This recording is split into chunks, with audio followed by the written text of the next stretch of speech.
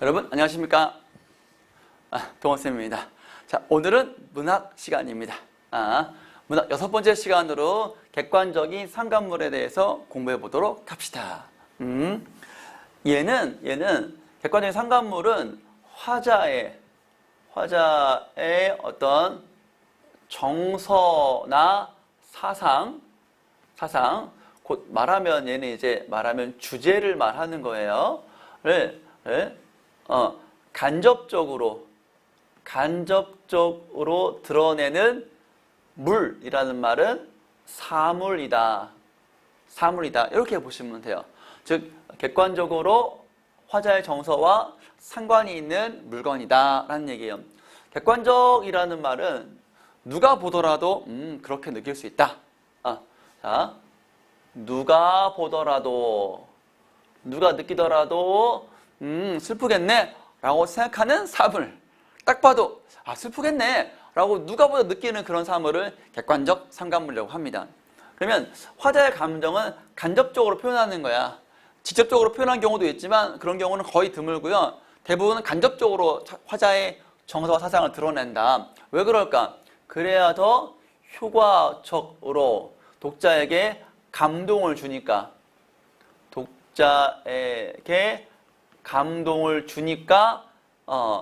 객관적 상관물을 사용하는 거예요, 여러분들. 자, 첫 번째이고요. 두 번째는 뭐냐면 쉬운 예를 들어보면 새가 슬피 운다 이런 표현이 있다고 합시다. 그럴 때 슬피라는 말은 화자의 정서가 되는 거고요. 새라는 사물이 바로 객관적인 상관물이 되는 겁니다. 새가 슬피 운다. 화자의 감정이 슬프기 때문에 저 새도 아마 슬피 울 거야 라고 생각하기 때문에 그렇게 이런 표현이 나오는 거야. 알았죠? 그래서 새가 슬피 운다, 새가 웃는다, 기쁜 감정이라든가 그런 것들이 있겠지. 자, 이런 상황일 때 우리가 화자의 정서가 새에 이입되었다, 들어갔다. 그래서 이런 것들을 우리가 뭐라고 하냐면 감정이입이다. 이런 표현을 써요. 감정이입이다. 이런 표현을 써요. 그러니까 이렇게 새라는 객관적 상관물에 화자의 정서인 슬픔을 집어넣었을 때 그때 우리가 새에 화자의 감정이 이입됐구나, 들어갔구나 이렇게 설명할 수 있다는 얘기입니다. 알겠죠? 그러니까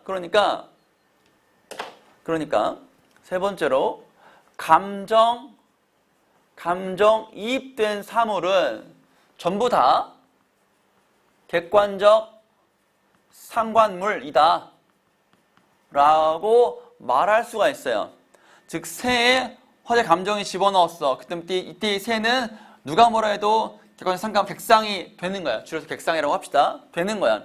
그런데 객상이라고 해서 전부 다 감정이입이 된 것이냐? 그건 또 그렇지가 않아요. 요거 포인트예요. 요거. 그래서 네 번째 보면 우리 교재 31쪽에 개념 설명하면서 박용래의 월훈이라는 시가 있고 유리왕의 황조거라는 시가 있어요. 그죠? 거기 먼저 보면 여기 2번까지 보면은 박용래의 월훈, 물론 그 이전에 여러분 설명을 한번 읽어보시고요. 월훈이라는 시에 참 오래오래 노인의 자리맡에 밭은 기침소리도 없을 양이면 벽 속에서 겨울 귀뚜라미는 울지요. 때를 지어 옵니다. 벽이 무너지라고 옵니다. 이래요. 상황을 보면 화자가 지금 노인을 관찰하고 있어요. 그 노인의 어떤 외로움과 고독을 화자는 오랜 관찰을 통해서 다 알고 있어요. 그런데 그런 화자가 느끼는 노인의 외로움과 괴로움을 귀뚜라미가 운다라는 표현으로 드러내는 거예요. 그러니까 화자의 정서와 감정이 이입된 것이다. 맞고요. 또 한편 생각해보면 노인도 분명히 외롭고 쓸쓸함을 느낄 거란 말이죠. 한밤중에 일어나가지고 잠도 잘 못 자는 거 보면. 그러면 그 노인의 외로움과 쓸쓸함도 귀뚜라미에 집어넣은 거다라고 볼 수 있는 거예요. 이 시에서는 화자와 어떤 대상인 노인의 정서가 귀뚜라미에 이입되었다 라고 볼 수 있다는 얘기가 되는 거죠. 그런 설명이 책에 나와 있는 거예요. 읽어보시고요.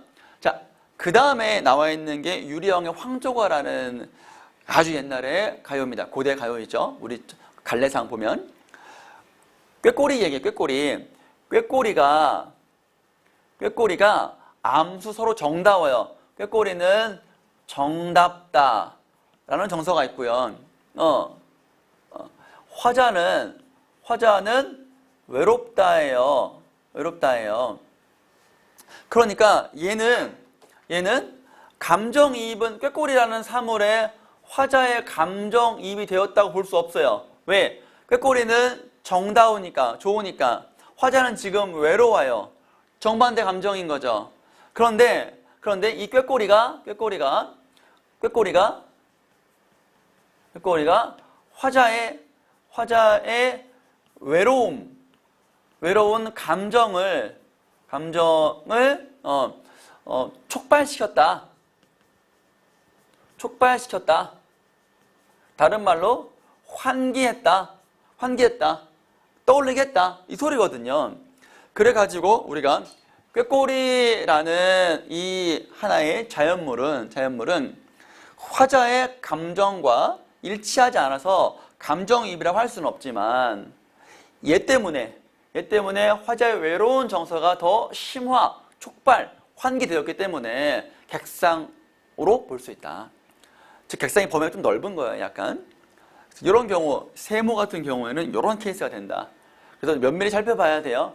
화자의 정서와 일치하는지 그렇지 않은지 여러분들. 자, 보시고요. 그 다음에 그 설명 읽어보시고 32쪽에 보면 그 얘기가 조금 더 자세하게 나와 있어요. 두 번째 줄 볼게요.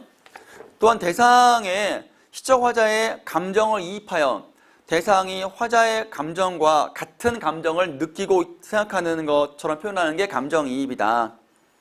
감정이입 역시 객상 안에 포함된다. 감정이입도 결국 사물이나 자연물을 통해 화자의 감정을 간접적으로 표현할 방식에 해당하기 때문이다. 겨울 귀뚜라미, 아까 그 월훈이라는 시에서 말로 설명했던 노인과 동일한 감정이에요. 객관적 상관물이면 동시에 감정이입 대상이 볼 수 있고요. 그렇습니다. 그래서 다시 한번 말하지만 감정이입된 거는 다 객상이라고 볼 수 있고요. 객상이라고 해서 다 감정이입은 아니다. 그거를 여러분 잘 살펴보시기 바랍니다. 가지고요. 그래서 쌤이 조금 참고 자료로다가 감정이입에 대해서 조금 더 예를 좀 더 살펴볼게요. 잠깐만요.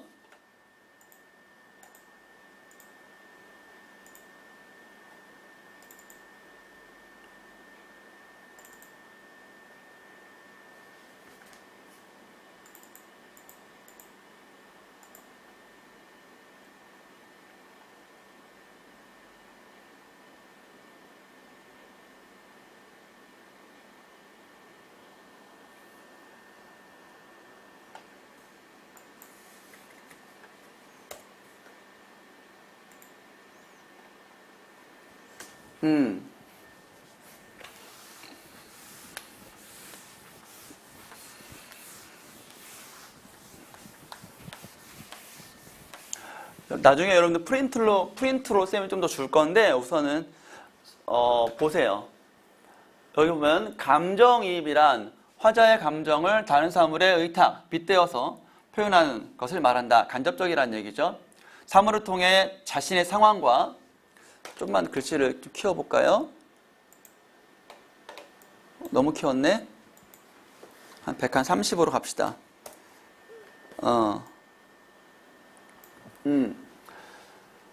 사물을 통해 자신의 상황과 정서를 표현하는 기법이 감정이입입니다. 자, 흐르는 시냇물을 슬프게 흐른다, 즐겁게 흐른다고 하는 것은 화자 자신의 감정이 슬프고 즐겁다라는 얘기죠. 감정이입은 화자의 감정이나 정서를 직접 노출하지 않고 간접적으로 환기하는 장치가 되는 겁니다. 감정을 표현하기 위해 사용되는 감정이입 대상은 그 사물이 바로 객상이 되는 것이죠. 어떤 분신, 동일시는 감정이입과 이제 비슷하지만 감정 나타내는 것에 국한되지 않고 자기 자신을 나타내거나 분신이죠.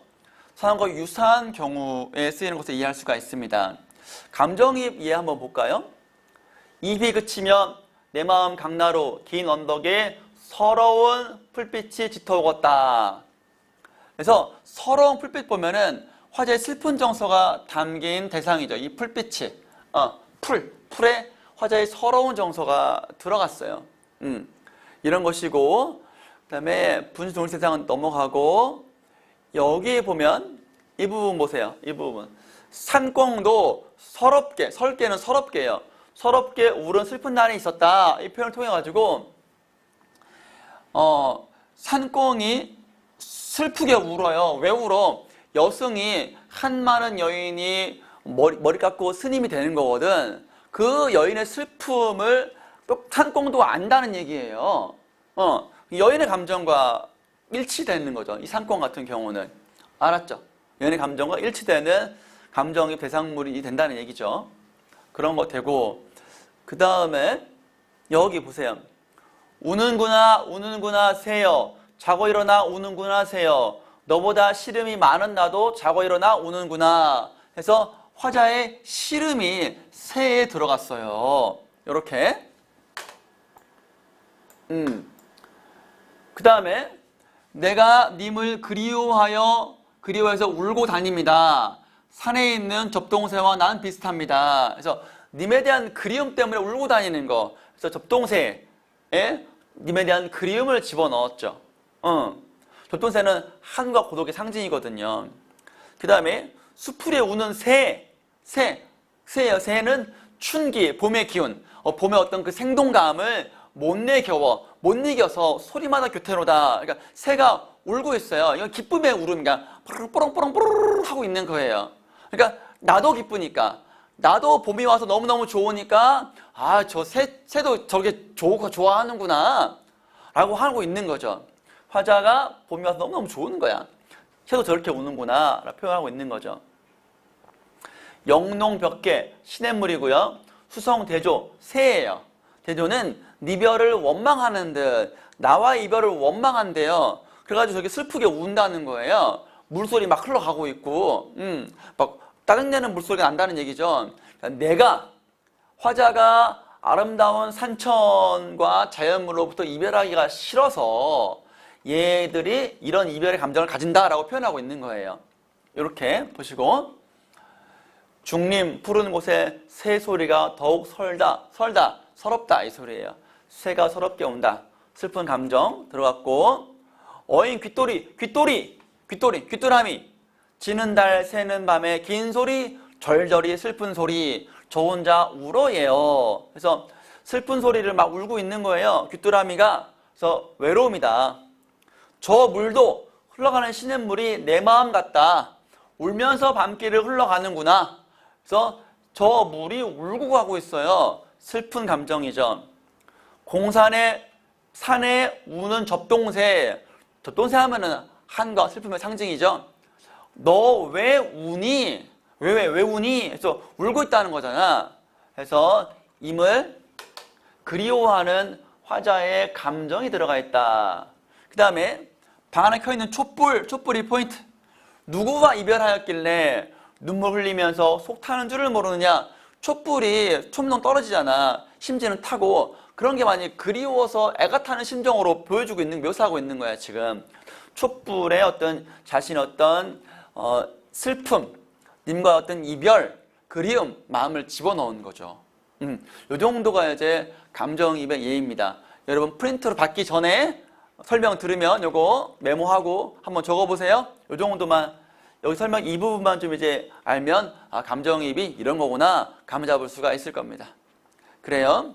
자, 그러면 32쪽까지 마무리가 되었고, 다음 시간에는 이제 시상전개 방식에 대해서 공부를 하도록 하겠습니다.